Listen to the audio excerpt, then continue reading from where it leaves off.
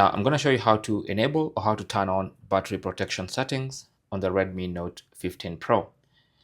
So if you go into settings and then go to battery and then go to battery protection, you can see these are the battery protection settings. So you can choose to charge fully, which offers zero protection for your battery. That means you plug it in, your phone just charges from 0 to 100 at the fastest speed possible.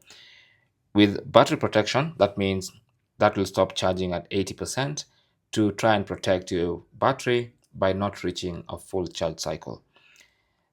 This prolongs your phone's battery health. Now, because this phone has a large 6,500 milliamp hour battery, then in most cases that should not be a problem unless you've not really optimized your apps and your battery is draining too fast. Now, the best, if you ask me, is intelligent charging.